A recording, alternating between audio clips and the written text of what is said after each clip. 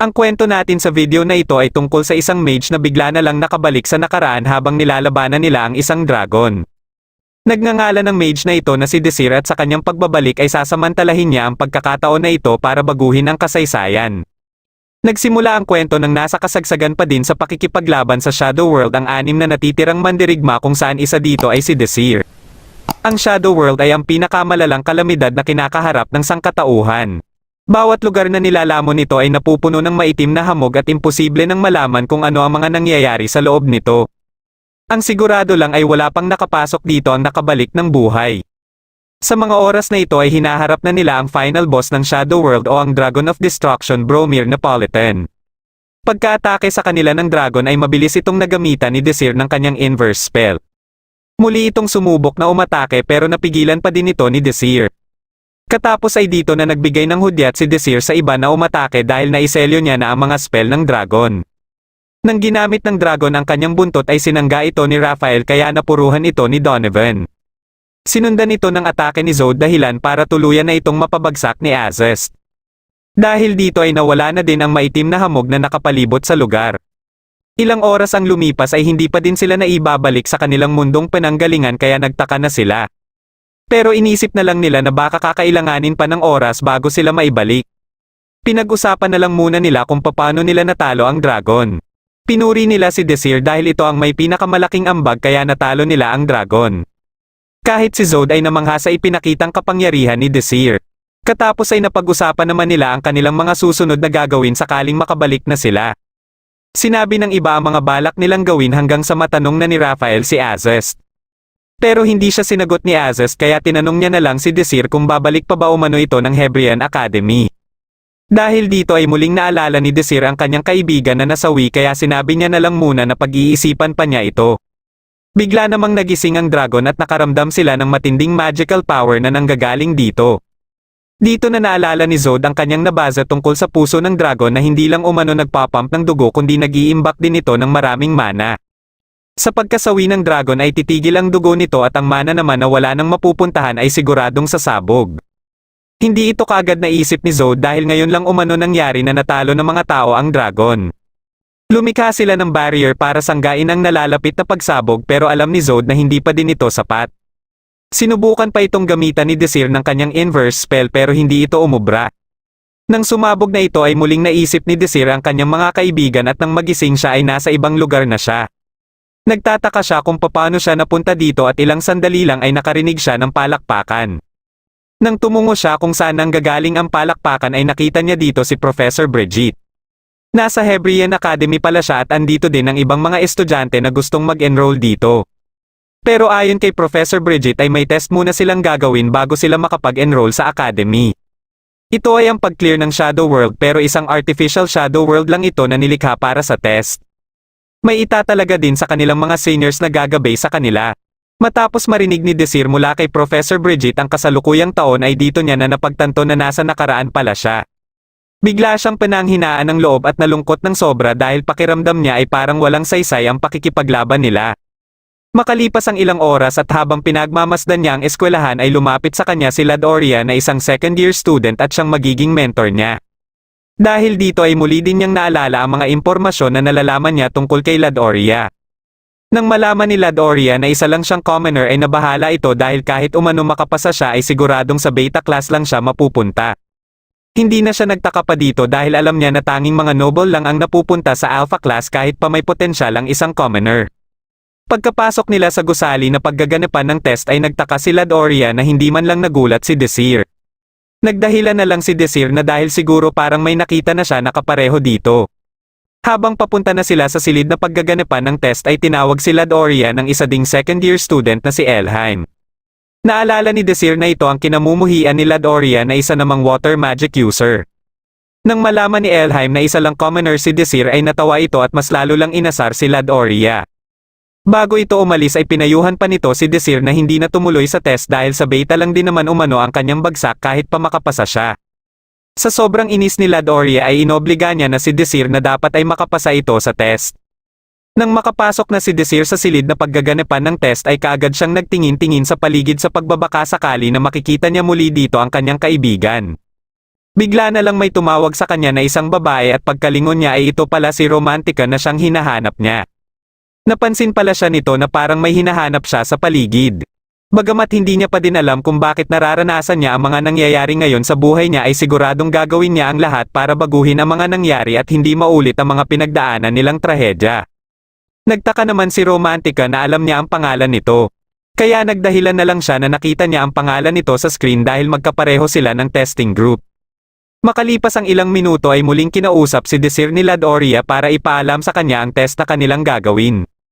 Akala nito ay nababahala siya sa Shadow World kaya nilinaw nito sa kanya na ligtas dito at nilikha lang ito ng Hebrian Academy para sa mga tests. Muli na namang lumapit sa kanila si Elheim at sa pagkakataon na ito ay kasama na nito ang mentee nito na si Azes na isang Magic Knight. Natuwa si Desir na nakita niya muli si Azes na isa sa maaasahan niya sa labanan. Pero mas lalo lang nabahala si Ladoria para kay Desir kaya pinagtawanan na naman siya ni Elheim. Di nagtagal ay tinawag na ang grupo nila para sa kanilang test. Pagkapasok nila ng Shadow World ay ipinaliwanag na sa kanila ang kanilang gagawin. Ito ay kailangan lang nila na makarating sa finish line at 3 lang sa kanila ang pwedeng makapasa. Napapaisip naman si Desir na baka nakabalik lang din si Azes katulad sa kanya. Napansin tuloy siya na nakatingin dito at base sa mga binitawang salita nito ay nakumpirma niya na hindi ito katulad sa kanya. Pagkaumpisa nila ay nagawa kaagad ni Azes na manguna sa kanila. Nagkasabayan naman sila Desir at Romantika kaya nang mapansin ni Desir na may umatake sa kanila ay mabilis niyang itinulak si Romantika. Pagka-atake muli nito sa kanila ay tinapatan nito ni Romantika ng kanyang wind strike. Katapos ay sinundan din niya kaagad ito ng isa pang wind strike dahilan para mapuruhan ito at matanggal sa test. Kasalukuyan namang nanonood sa kanila ang ibang mga professor ng Hebrian Academy. Nang mapansin nila na may commoner sa Group D ay natawa sila dahil nakasama pa umano nito sa grupo ang isang Magic Knight. Nagpakitang gilas naman si Romantika at ginamit niya ang arrow sweep para atikihin ang mga nauuna na sa kanila. Sa lakas nito ay tumilapon kaagad ang isang estudyante at nagulat naman ang isa pa na madali lang nilalampasan ni Azest ang malakas na hangin gamit ang kanyang espada. Di nagtagal ay may isang puno ang nabunat sa lakas ng hangin at sakto itong tumama sa estudyante na nakasunod kay Azest. Dahil dito ay 3 na lang sila na natira pero balak din pala ni Romantika na tanggalin din si Desir sa test. Iminungkahi niya kay Desir na sumuko na lang bago pa umano siya magsimulang umatake pero tinanggihan lang ito ni Desir.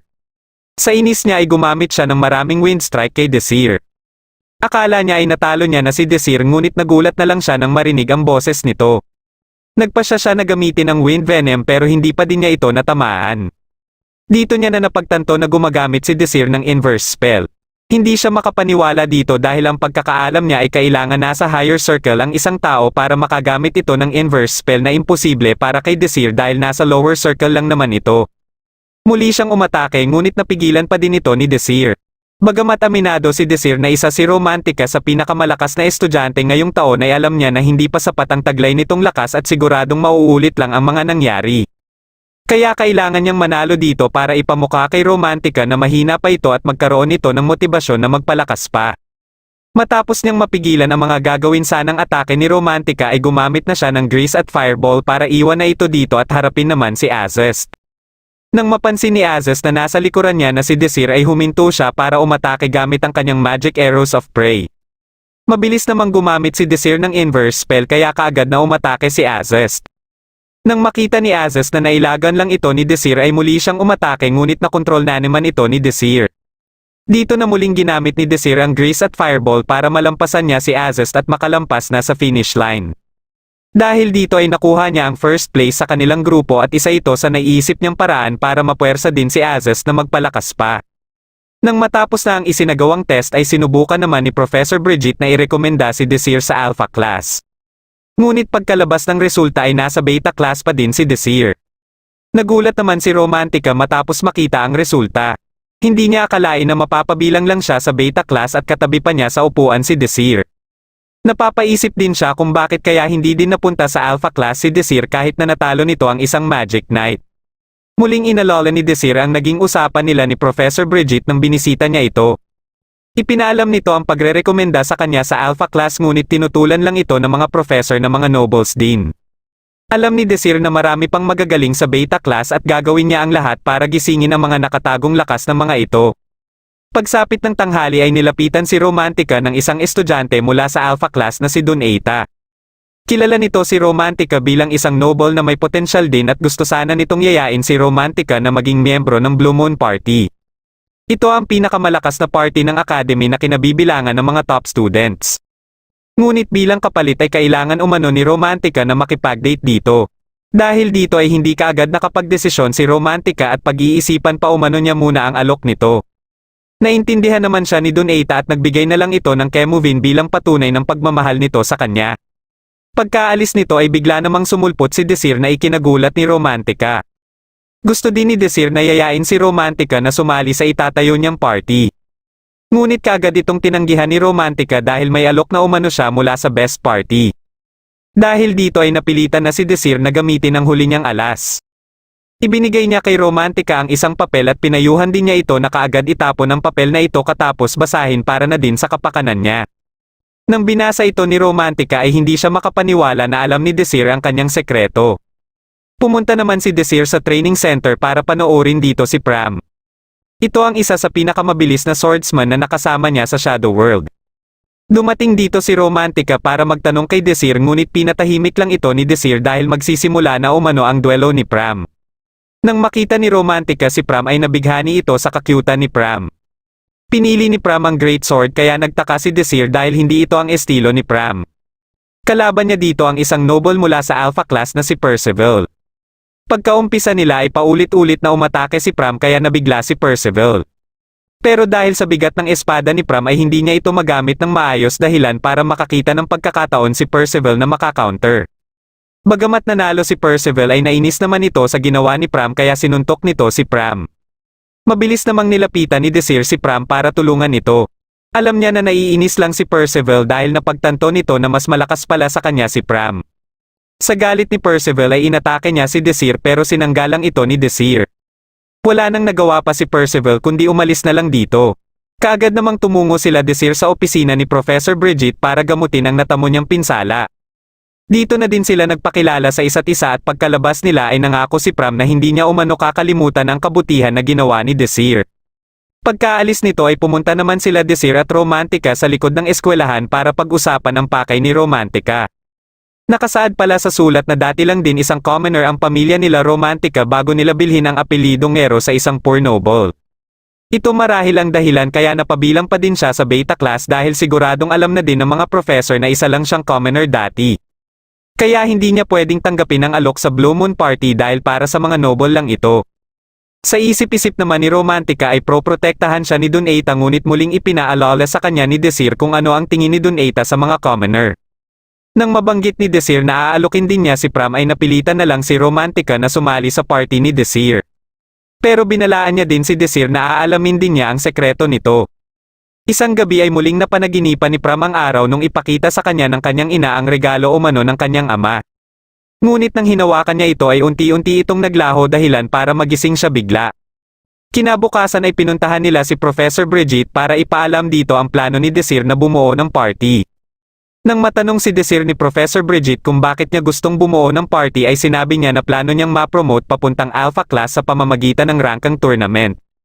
Dahil walang ideya sila Pram tungkol sa rankang tournament ay ipinaliwanag ni Professor Bridget kung paano ito isinasagawa. Gaganapin din ito sa Artificial Shadow World at ang top 9 na estudyante ay mabibigyan ng titulo bilang single ranker. At bilang single ranker ay pwede nang makalipat sa alpha class ang mula sa beta class. Kaya tinatawag din itong promotional tournament ngunit ni minsan ay hindi pa ito nangyayari.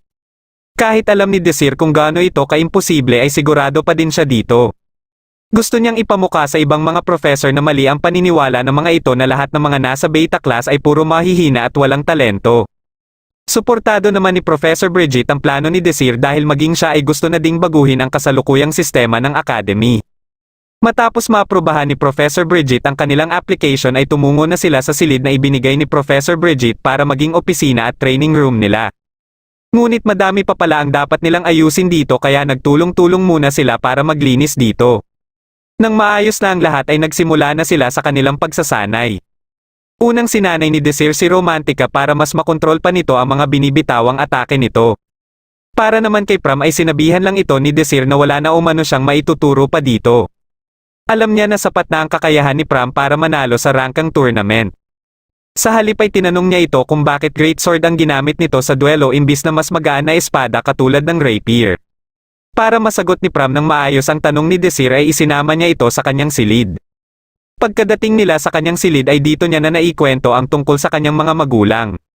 Isang commoner lang ang kanyang ina at isang noble naman ang kanyang ama ngunit ni minsan ay hindi pa niya ito nakikita. Nang makita ni Desir ang rapier ay sigurado siya sa kanyang sarili na ito ang sandata na gamit ni Pram. Ayon kay Pram na matapos niyang malaman na ipinapamana sa kanya ng kanyang ama ang rapier na ito ay sinanay niya ang kanyang sarili dito para pagdating ng araw na magkita sila ng kanyang ama ay hindi siya mapapahiya dito. Pero sinabihan siya ng kanyang ina na wag hanapin ang kanyang ama dahil naiiba ang buhay nito kumpara sa kanila. Ngunit gayon pa man ay gustong-gusto pa din niya na makilala ang kanyang ama. Kaya nag-enroll siya sa Hebrian Academy para subukan na hanapin ito. Sinubukan niya ding ipatingin sa bayan ang halaga ng rapier sa pagbabaka sakali na may mahahanap siyang claw sa kinaroroonan ng kanyang ama. Ngunit sinabihan lang siya na wala umanong halaga ang kanyang rapier at ito ang ikinakagalit niya kaya ni minsan ay hindi niya na ito gagamitin pa. Makalipas ang 3 araw habang nagsasanay sila ay may naalala si Desir sa movie na ibinigay ni Donata kay Romantica. Kaagad siyang nakiusap kay Pram kung pwede niya umanong makita muli ang rapier. Ngunit nalaman niya na lang na ibinenta na pala ito ni Pram sa bayan. Sa kagustuhan niya na makita ito muli ay nagpasama siya sa tindahan kung saan ito ibinenta ni Pram. Pagkadating nila dito ay napansin kaagad ni Desir kung gaano kahigpit ang bantay dito. Nagpakilala ang may-ari ng tindahan sa pangalang Wujukeyan. Sinabi ni Desir dito na gusto niyang bilhin ang rapier na ibinenta ni Pram. Ayon kay Wujukeyan na bagamat sinabi niya na wala itong halaga ay napansin niya na isa pala itong movie na siya ding hinala ni Desir. Dahil dito ay gusto ni Wujukeyan na ibenta na ito sa halagang 40 silver kahit pa nabili niya lang ito kay Pram ng 3 silver. Hindi naman nagdalawang isip si Desir na bayaran ito para makuha na nila ulit ang rapier. Tiningnan niya ang pinakaloob nito at nakita niya na may nakaukit dito. Katapos ay ibinigay niya na ito kay Pram at sinabihan si Pram kung paano ito bubuksan. Nang binuksan na ito ni Pram ay nagulat sila na yari pala ito sa blanchum. Isa itong uri ng metal na mas matibay pa kaysa sa steel pero mas magaan pa sa balahibo. Nang lalabas na sana sila ay hindi naman pumayag si Wujukeyan hanggat hindi umano nila iiwan ang rapier. Biglang inatake ng bantay si Desir pero madali lang itong nailaga ni Desir. Nang aatake na ito muli ay kumilos na si Pram para harapin ito. Naglaban silang dalawa hanggang sa mapansin ni Desir ang aura na nakapalibot kay Pram at sa rapier. Pagkaatake ng kalaban ay nagawa ni Pram na masugatan ito. Sa pagkakataon na ito ay si Pram naman ang sumugod na sa sobrang bilis niya ay walang nagawa ang kalaban kundi sumangga na lang. Nang pupunteryahin na sana ni Pram ang vital point nito ay na-counter naman siya nito. Pero hindi siya kaagad sumuko at nagpatuloy ang kanilang laban hanggang sa magawa niya na maputol ang sandata ng kalaban. Dito na siya nagkaroon ng pagkakataon para patulugin ito. Akala ni Wujukeyan ay hindi pa din sila makakalabas dito dahil tanging ang kanyang bantay lang umano ang kayang magbukas ng pinto ngunit madali lang itong hiniwan ni Pram gamit ang kanyang rapier. Katapos namang magsanay ni Romantica ay nagpasya siya na makipagkita na kay Donata. Dinala siya nito sa cafeteria para dito nila pag-usapan ang sadya niya. Akala ni Donata ay tatanggapin niya na ang alok nito kaya nagtaka ito nang ibalik niya ang movie. Katapos ay sinabi niya na dati siyang commoner dahilan para sumama ang reaksyon ng mukha ni Donata. Bago siya umalis dito ay sinabi din niya ang plano ng kanilang party na ma-promote papuntang Alpha Class. Sa galit ni Donata ay muli niyang naalala ang araw ng pagtulungan ng mga commoner ang kanilang pamilya. Sumapit na ang araw ng rankang tournament qualifying round. Madali lang natatalo nila Desir ang kanilang mga nakakalaban kahit pa mga nasa Alpha Class ang mga ito. Dahil dito ay unti-unti silang umangat hanggang sa mapabilang sila sa top 30. Galit na galit naman si Professor Fergman matapos makita ang artikulo tungkol kina Desir kung saan nakasaad dito ang posibilidad na baka sila na ang kauna-unahang estudyante mula sa Beta Class na magiging single ranker. Tinanong niya si Azes kung kaya ba umano nito na talunin si Desir. Nang kumpirmahin ni Azes na kaya niyang matalo si Desir ay ginawa siyang leader ni Professor Fergman. Katapos ng kanilang pagpupulong ay kinausap naman si Azes nila Donata at Percival. Ipinalam lang ng mga ito na gusto nilang makalaban sila Romantica at Pram. Wala namang problema si Azes sa mga gusto ng mga ito basta siya lang din dapat ang haharap kay Desir. Ilang araw bago sumapit ang final round ay dinala ni Desir sa library sila Romantica at Pram dahil may gusto siya na pag-aralan ng mga ito. Ito ay ang structure of previous clock tower na may kinalaman sa final round. Makalipas ang ilang minuto ay lumapit sa kanila si Azest. Pinuri ito ni Desir dahil sa pagsali nito sa pinakamalakas na party. Pero hindi sigurado si Azest na iyon ang pinakamalakas na party dahil andito umano siya. Bago pa sabihin ni Azest ang pakay niya kay Desir ay alam na pala ito ni Desir. Kaya nagbanta na lang si Azest na hindi na umano siya matatalo muli kay Desir. Natuwa lang dito si Desir dahil umaayon ang lahat sa kanyang mga plano para mas palakasin pa si Azest. Makalipas ang ilang araw ay sumapit na ang final round ng rankang tournament. Para maklear nila ang Shadow World ay may kailangan silang malutas na isang pangyayari dito. Ang sino man ang makakaresolba dito ay mabibigyan ng malaking puntos. Para mapabilang sa siyam na magiging single ranker ay may dalawang pagpipilian sila Desir. Una ay maklear nila ang Shadow World at ang pangalawa ay talunin nila ang ibang mga kalahok. Matapos ipaliwanag sa kanila ang mga tuntunin at mga dapat nilang gawin ay isa-isa na silang pinapasok sa Artificial Shadow World. Pagkapasok ni Desir ay nahiwalay siya kina Romantica at Pram. Bigla namang may umatake sa kanya at ito pala ay kagagawa ng isang miyembro ng Blue Moon Party. Pagka-atake nito muli gamit ang Ice Blast ay tinapatan ito ni Desir ng Fire Road. Muli itong umatake gamit naman ang Aqua Wave pero may iba pa pala itong pinaplano. Namangha si Desir sa ipinapakita nito pero ginamitan lang niya ito ng inverse spell. Katapos ay dito na siya umatake na hindi na nagawang masanggapan ng kanyang kalaban. Pinunterya naman ni Romantica ang isang kalahok na nagre-relax lang. Kasama niya si Pram na nag-aalala na dahil hindi pa din nila makita si Desir. Kaya ginamit na ni Romantica ang kanyang detection magic para pakiramdaman ang paligid. May nakita siyang dalawang kalahok sa di kalayuan at isang kalahok naman sa kabilang banda. Nang inatake niya ang nag-iisahan lang ay bigla na lang naglaho ang ginawa niyang atake. Dito na sila nilapitan ng dalawang kalahok na naramdaman din niya. Sinubukan ni Pram na umatake pero nasanggalang ito ng lalaki kaya umatras muna siya. Pagkasugod nila sa isa't isa ay sumali na din sa laban ng babae pero ginamit na ni Pram ang kanyang bilis. Nang mapalibutan sila ng alikabok ay sinamantala ni Romantica ang pagkakataon na ito para atikihin ang babae. Kaya pinagtulungan na nila ang lalaki dahilan para matalo din ito kaagad. Dito na din tinawag ni Romantica si Desir dahil kanina pa pala sila inoobserbahan nito. Alam niya na ito ang inatake niya kanina kaya napaisip tuloy siya kung lumakas ba siya dahil madali lang na inverse ang kanyang spell. Habang tumatakbo ang oras ay unti-unti na ding nababawasan ang kanilang bilang. Alam ni Desir na kung pagtutuunan nila ang pag-clear ng Shadow World ay siguradong pagtutulungan lang sila ng mga taga-Alpha class. Bigla namang bumuhos ang malakas na ulan kaya dali-dali silang sumilong sa puno. Ilang sandali lang ay narinig na nila ang tunog ng kampana mula sa previous clock tower. Ibig sabihin lang nito ay magsisimula na ang survival quest. Magpapalabas ng mga halimaw ang clock tower at para maipasa nila ang quest ay kailangan nilang talunin ang mga ito. Kaagad namang inatake ng halimaw ang isang kalahok dahilan para maging 17 na lang sila. Dito na din nagpakita kina Desir ang halimaw at ito pala ay isang Kildra mouse. Alam ni Desir na may mga kasamahan pa ito kaya pinatakbo niya kaagad sila Romantica at Pram. Sinubukan ni Romantica na atikihin ang mga ito pero hindi ito umubra. Sinabi ni Desir kung paano matalo ang mga ito at ito ay kailangan lang nila na iligpit ang pinuno ng mga ito. Ginamit niya ang kanyang dugo para palabasin ang pinuno. Katapos ay pinaatake niya ito kay Romantica ngunit hindi ito tinablan. Nang tatakbo na sana sila muli ay nagulat si Desir nang biglang sumugod si Pram. Kaagad siyang dinumog ng mga daga kaya dali-daling kumilos si Desir para iligtas ito. Ilang sandali lang ay bigla na lang lumabas si Pram pero nagawa na nito na mailigpit ang Kildra mouse. Dahil dito ay matagumpay nilang nakumpleto ang survival quest. Pero dahil sa lakas na nawala kay Pram ay natulog muna ito. Naiinis naman si Desir sa kanyang sarili dahil muntikan niya na maipahamak si Pram. Alam niya sa kanyang sarili na madali lang niyang matatalo ang Kildra mouse pero mas inuna niya ang improvement nila Pram at Romantica. Nang magising si Pram ay nagpasya na si Desir na tumungo na sila sa previous clock tower. Nagawa na din ng iba pang grupo na makumpleto ang survival quest. Kaya nagpasya na din ang mga ito na tumungo na sa previous clock tower. Pagkadating dito nila Azest ay inatake naman sila ni Romantica dahilan para malagasan sila ng dalawang miyembro. Bagamat hindi nila nakikita kung saan nanggaling ang mga atake ay alam na ni Azest na kagagawan ito ng grupo nila Desir. Habang papalapit sila sa clock tower ay patuloy pa din sa pag-atake si Romantica. Pagkadating naman ng isa pang grupo ay inatake din ito kaagad ni Romantica. Ilang sandali lang ay sinimulan na ni Desir na analisahin ang buong previous clock tower.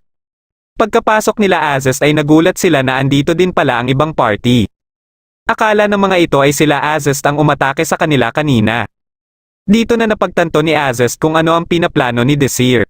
Sinabihan niya sila Donata at Percival na hindi makialam dahil siya na ang bahala na humarap sa mga ito. Isa-isa niyang kinulong sa kanyang ice wall ang mga ito na kahit pinagtutulong-tulungan na siya ay hindi pa din siya mapigilan.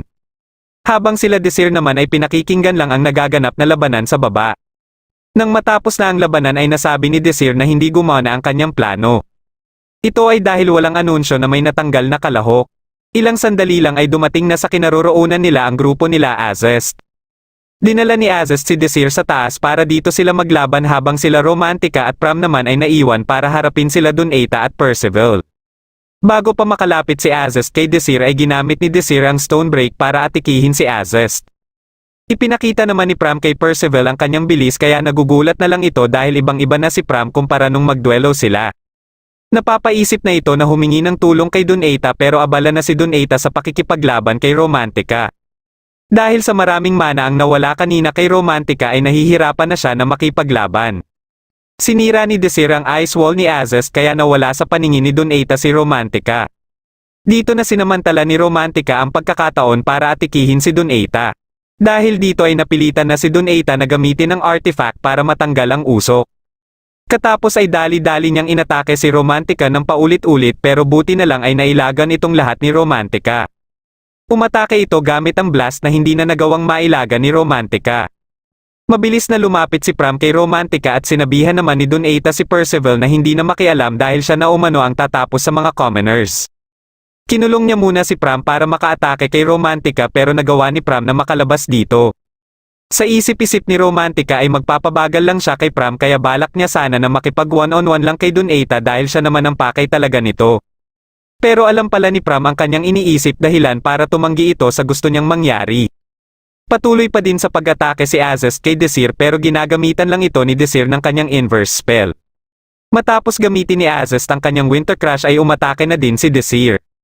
Pero gumamit lang si Azest ng barrier para sanggain ito. Pagkasugod ni Azest ay pinalakas ni Desir ang kanyang sarili at punyal para sanggain ang espada nito.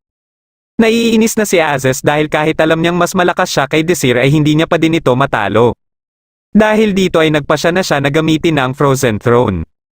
Namangha si Desir na nagagawa na pala ni Azest ang teknik na ito na siyang naging trump card nito. Pero kahit gaano pa karami ang bitawang atake ni Azest ay napipigilan niya pa din ang mga ito. Biglang tinanggal ni Azest ang Frozen Throne pero nagulat si Desir sa nakita niya sa espada ni Azest. Nagpatuloy ang labanan nila Pram at Donata hanggang sa mapuruhan ni Pram si Donata ng kanyang tadyak. Dahil dito ay nagpasya na si Donata na pasalihin na si Percival sa labanan. Pagka-atake ni Percival ay nasangga ito ni Pram pero nasa likod na pala nila si Donata. Nang makalapit na sa kanila ang mga ito ay pinayuko ni Romantica si Pram at sakto niyang napuruhan ang mga ito. Pagka-atake ni Azest kay Desir ay nagawa niya na masira ang punyal ni Desir. Akala niya ay panalo na siya ngunit nakumpleto na pala ni Desir ang kanyang inverse spell sa clock tower dahilan para huminto na ito at dito na nagtapos ang final round ng rankang tournament. Habang tuwang-tuwa si Professor Bridget sa nagawa ni Desir ay nanggagalaiti naman sa galit si Professor Fergman. Makalipas ang ilang oras ay pinulong ng headmaster ang mga professor. Inakusahan ni Professor Fergman si Professor Bridget na ibinunyag kay Desir ang tungkol sa exam. Pero hindi siya pinaniniwalaan ng iba dahil wala siyang pruweba. Pinatahimik siya ng mga assistant ng headmaster at ipinakita sa kanila ang listahan ng mga single rankers na napili ng headmaster. Nang magkausap muli sila Desir at Azest ay sinabi lahat ni Desir kung ano ang naging plano nila.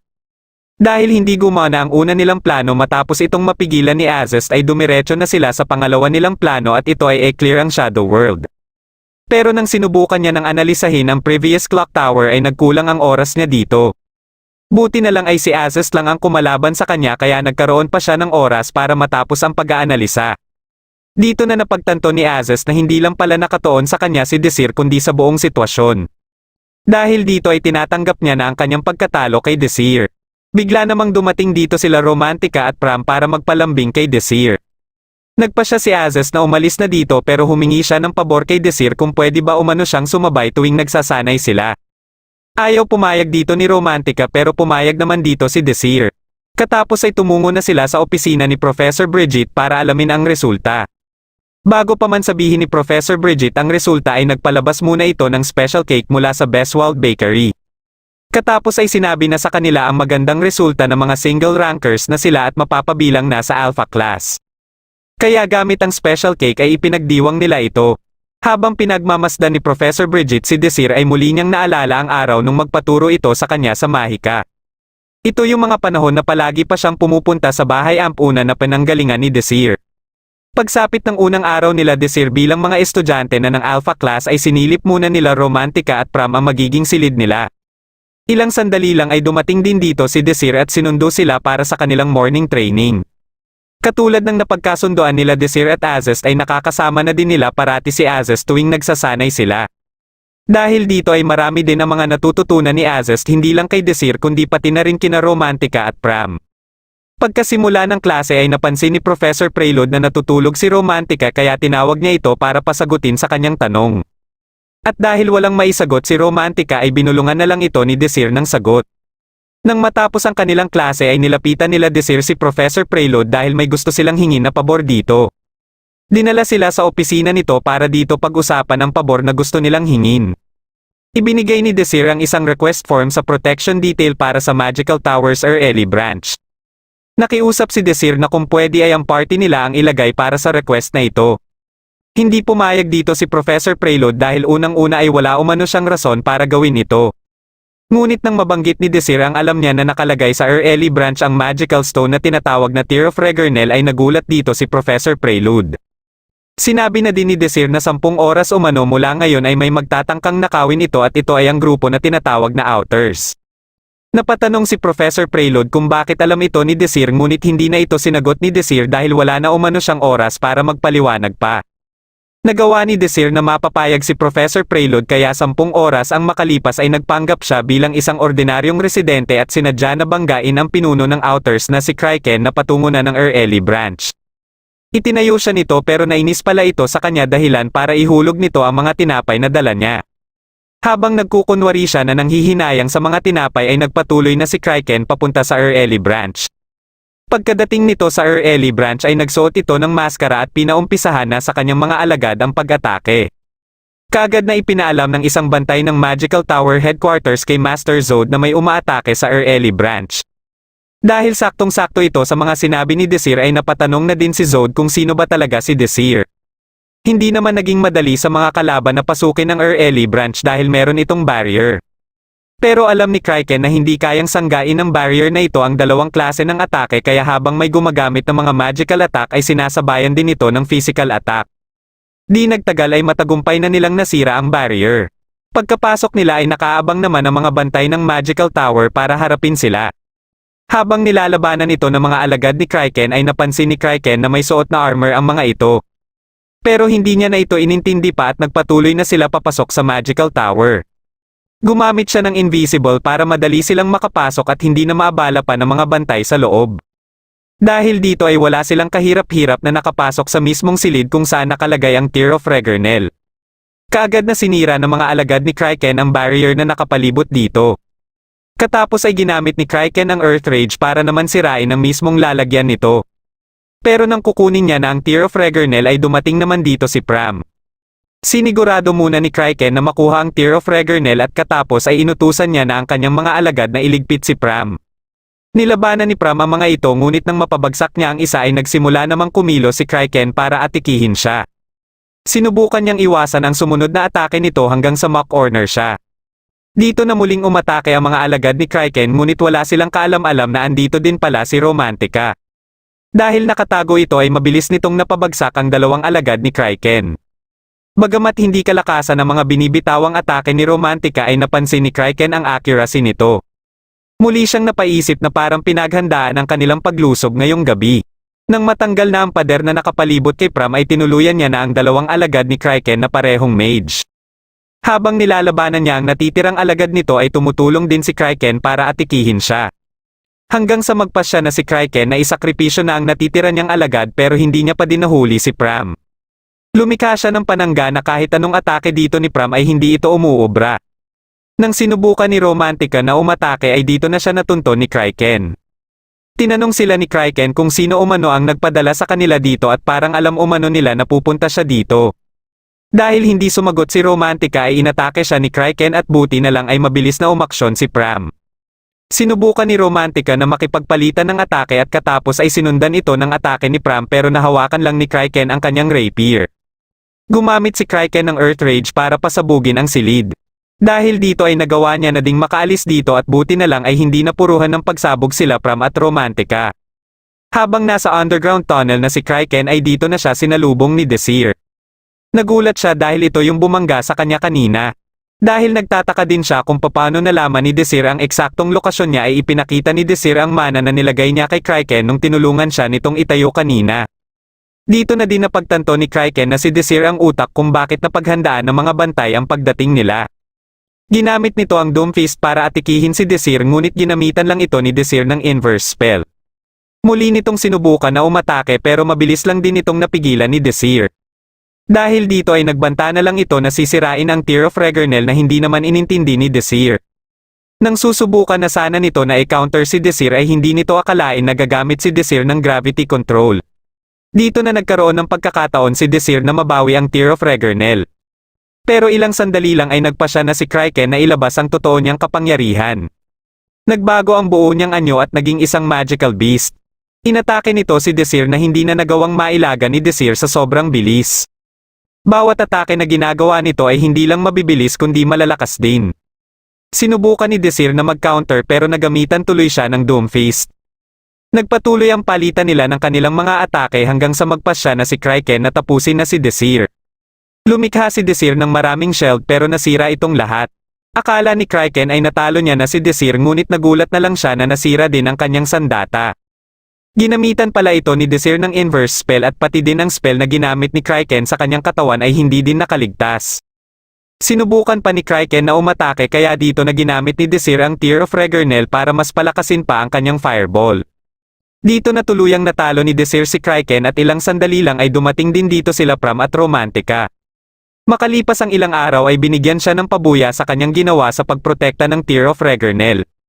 Pinili niya ang makalaro sa chess ang master ng Magical Tower o si Zod kaya inihatid siya dito ni Professor Prelude.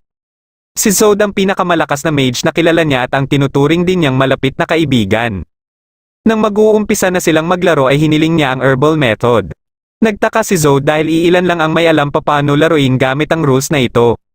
Ito pala ay dahil si Zod din ang nagturo sa kanya kung paano ito laruin. Ilang minuto ang makalipas ay nakikita na ni Zod na mananalo siya. Dahil dito ay iminungkahi ni Desir na lagyan na lang umano nila ito ng pusta. Ang matatalo sa kanila ay kailangan tuparin ang hiling ng mananalo. Para kay Zod ay hindi matutupad ni Desir ang gusto niyang hilingin. Hiniram ni Desir ang magical stone na nasa mesa ni Zod na hindi pa napoproseso. May ginawa siya dito na ikinagulat ni Zod kaya napatanong ito kung paano niya ito ginawa. Dahil dito ay sinamantala ni Desir ang pagkakataon na ito para gawing pusta ang isasagot niya sa tanong ni Zod. At para naman sa magiging kahilingan ni Desir sakaling siya ang manalo ay sasabihin niya na lang umano ito kung manalo na siya. Isang gabi ay inimbitahan si Azez kasama ang ibang miyembro ng Blue Moon sa mansyon ni Professor Fergman. Kinausap siya ni Professor Fergman tungkol sa kumakalat umanong balita sa pagkatalo nila sa rankang tournament. Wala naman siyang pakialam dito dahil totoo naman na natalo sila at walang saysay para itago pa ito. Sa galit ni Professor Fergman ay sinubukan niyang paalisin dito si Azez at gayon din sa Blue Moon Party. Naisip ni Azez ang party nila Desir kaya hindi na siya nagdalawang isip pa na umalis bilang miyembro ng Blue Moon Party. Isang araw ay natanong ni Pram si Desir kung bakit gustong-gusto ni Desir na palakasin sila ni Romantica. Dito na sinabi ni Desir na makalipas ang 13 araw ay may lilito na Shadow World at ipapadala sila dito para i-clear ito. Pero sa pagkakataon na ito ay malaki ang posibilidad na masasawi sila at ito ang hindi niya hahayaan na mangyari. Dahil nakikilala na din nila Romantica si Desir ay naniniwala sila sa mga sinasabi nito. Pero napatanong na din si Romantica sa totoong katauhan ni Desir. Sasagutin na sana ito ni Desir pero bigla siyang pinigilan ni Romantica. Ito pala ay dahil sa ipinangako nito dati na gagawin niya ang lahat para alamin ang sekreto ni Desir. Habang hinihintay nila ang sinasabing araw ni Desir ay patuloy lang din ang ginagawang pagsasanay nila. Samantala si Pram naman ay sumailalim na sa pagsasanay sa mas magagaling na swordsman para mas mapalakas pa niya ang kanyang sarili. Patuloy din ang pagsasanay ni Desir kay Azez para mas makontrol pa nito ang kapangyarihan nito. Makalipas ang 13 araw ay nangyari nga ang sinasabi ni Desir sa paglitaw ng Shadow World. Dahil dito ay kaagad na pinaghanda ang mga estudyante na ipapadala sa Shadow World. Dito na nagtatapos ang huling episode ng A-Returners Magic Should Be Special Season 1. Kung nagustuhan mo ang ating kwento ay huwag kakalimutan mag-like at mag-subscribe na din para malalaman mo kaagad kung may bago akong video. Maraming salamat sa panonood at shoutout na din kina